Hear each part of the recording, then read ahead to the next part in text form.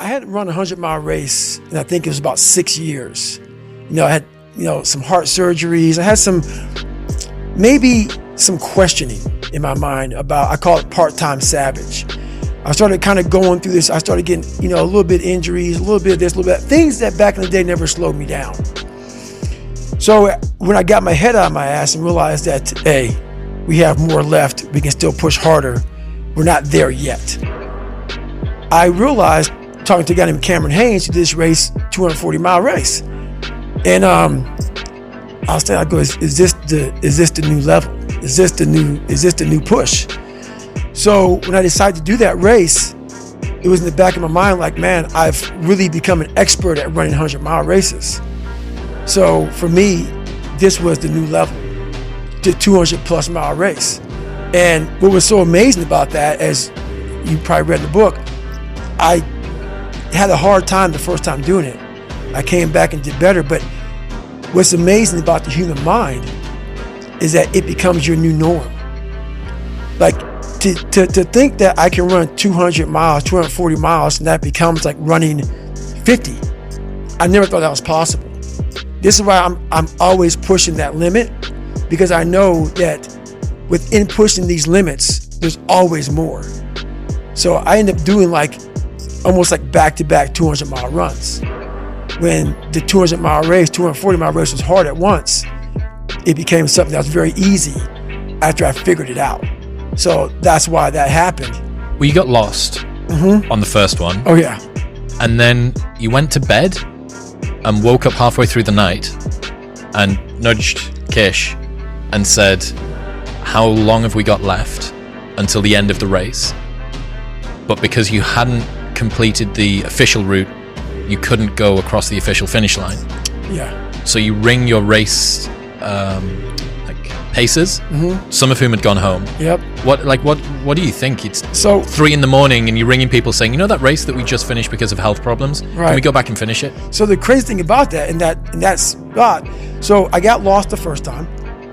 I got seriously sick, was off course. So basically, I bed down about 12 hours. Then I got back in the race. So I was still part of the official race now. Okay. So the first time I got lost, I got sick, got lost, got back in the race after 12 hours of being out of the race. So now I get to about 200 and some odd miles and I'm sick as hell. Can't breathe, high altitude pulmonary edema, totally jacked up. And now the doctor tells me, if you get off course now and you go to the doctor, you won't be able to come back and finish the race. So I had to make a call. Like, you know what, I'm pretty messed up, got off. So this is where you're talking about. I'm literally laying in bed and I'm feeling better. And I thought, honestly, I swear to God, I thought that someone was speaking to me. I thought it was Jennifer. It was like, you're not done yet, motherfucker. And I'm like, what the fuck is this? It was actually probably my subconscious saying, get your ass back out there. So I wake Jennifer up. I'm like, hey, how much time do we have until the cutoff? I know that I'm already, DNF'd. So no matter what happens here, I'm not going to be an official finisher of this race. This isn't for glory. No. This is now for the fact that you can. So either you can sit here and not and think about that for a whole year until you come back here and do this, or you can go out there for yourself and take some kind of pride in knowing that you could and you did. So basically, I wake her up, how much time left? She goes something like, I don't know what it was. What did you say what time was? Like, whatever. And half my crew had left, and there was 2 people there. I woke them up. They were getting ready to get on a plane. I said, look, can you guys help me out? I have 40 miles to go. I'm going to have Jennifer drop me back off at the spot where I left. Then I'm going to finish this fucking race. And I couldn't cross the finish line because I wasn't an official finisher. So I ended up finishing on a road by a telephone pole, and that was my official finish. It ended up being like 255 miles. But it's one of the best races of all time because we're going through it fast. But all the fucking times that I was like, I'm not going back. And I went back. I'm not going back. And I went back. I'm not going back. And I went back. It showed me even more of what we have as humans. if we're willing to go there and we're willing to push that extra step.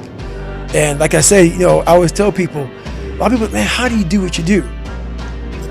At the end of the day, I ask myself one question: can I take one more step? And usually the answer is yes. So if you can answer that question and not take another step, that is real failure. That is real quitting. So a lot of people can take one more step, but they choose not to. I don't know if you can take 2 steps. You got to answer that question after you take the first step. But I can always take one more step. So if I choose not to, that's on me.